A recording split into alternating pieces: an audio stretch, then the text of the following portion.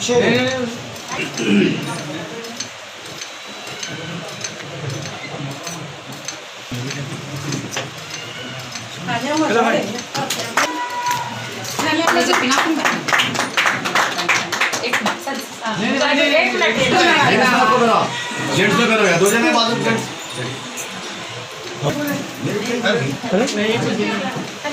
पे पूरे मेंबर्स अपन आ रहे लड़की शाम सर को डालो।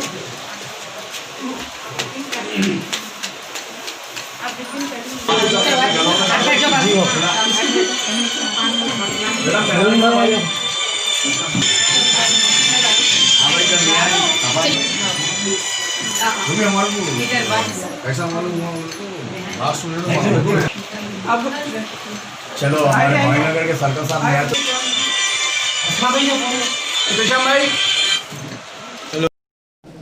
अस्सलाम वालेकुम रहमतुल्लाहि बरकातहू। जी मैं सैयदा अस्मा वेलफेयर सोसाइटी सोशल वर्कर।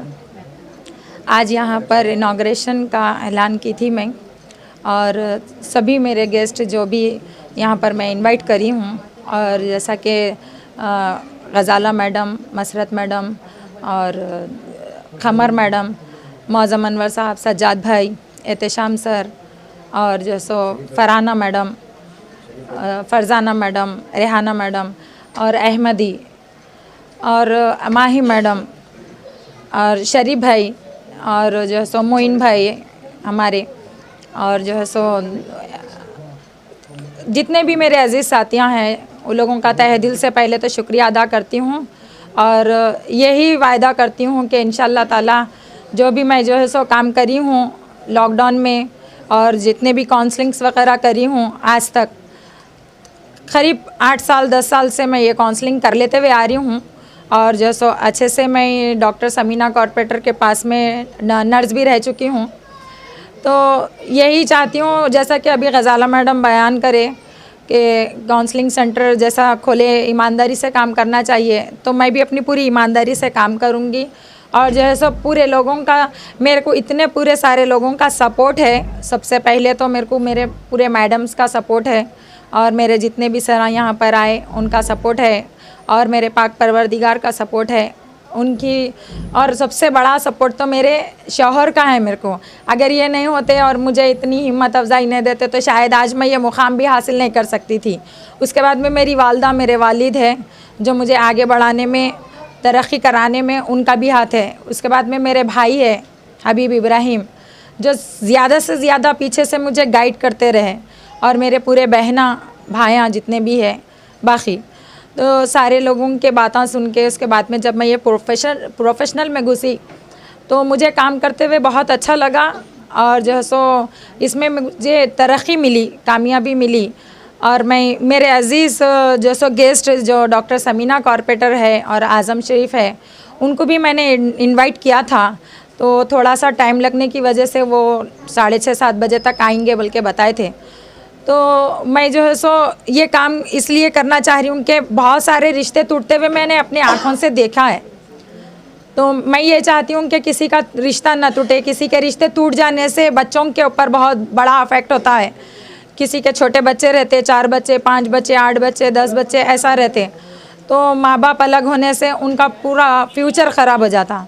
तो ज़्यादा से ज़्यादातर मैं काउंसलिंग करी हूँ तो सबको मेल मिलाप कराने के लिए ही करी हूँ, और आगे भी मेल मिलाप कराने के लिए ही करूँगी, क्योंकि मैं ख़ुद मेरे शौहर के साथ में मिलकर रहती हूँ, क्योंकि मेरे को मेरे शौहर का सपोर्ट है। और मैं तो आवाम से ये अपील करती हूँ कि मैं मेरे शौहर का सपोर्ट रहने की वजह से आज ये मुकाम हासिल करी हूँ। तो आप लोग भी मुझे देखने के बाद में ये सोचिए कि मुझे पीछे से बहुत रोकने वाले भी मिले थे, नहीं करना, ये काम गलत है, औरत नहीं करना चाहिए, मर्द आदमी करना चाहिए, बल्कि बहुत सारे लोग मुझे बताए थे, लेकिन मैं किसी की भी बिना सुनने के आगे बढ़ गई ये वजह से, क्योंकि अगर मैं आगे बढ़ूँ तो मेरे छोटे बहना जो दुनिया में है वो लोग भी मेरा देख के तो भी आगे बढ़ जाना, और वो लोग भी मेरे जैसा प्रोफेशनल संभालना, घर को और अपने हस्बैंड को, अपने परिवार को, आवाम को ले के साथ चलना बोल के।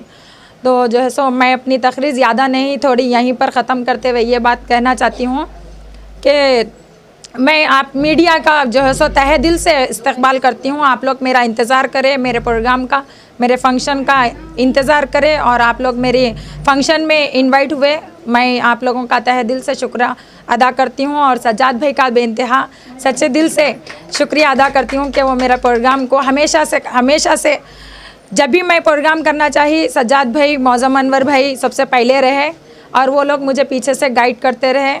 तो तहे दिल से मैं उनका शुक्रिया अदा करती हूँ और यहीं पर मेरी तकरीर ख़त्म करती हूँ। ऑफिस किस एरिया में है आपका? ऑफिस किस एरिया में है? ये तालाब कट्टा जावेद नगर ईदी बाज़ार लगता है।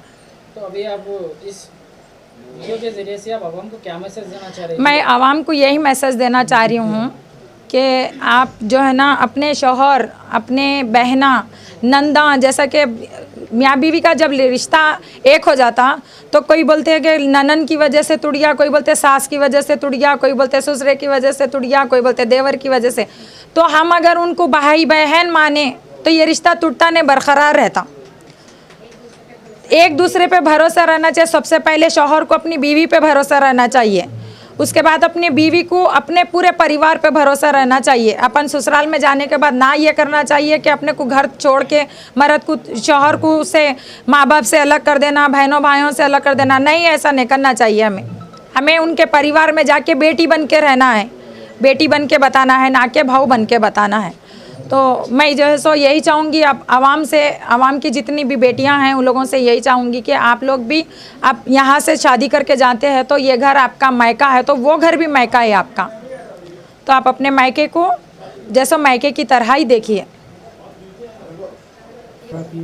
जी, आज मेरे साथ में मोइन खान साहब भी है, मोगलपुरा पीएस के, मेरा फंक्शन अटेंड करने के लिए आए हैं और उनका तहे दिल से मैं शुक्रिया अदा करती हूँ। और सारे जितने भी मेरे गेस्ट आए हैं मैं फिर से एक मर्तबा उनका तहे दिल से शुक्रिया अदा करती हूँ।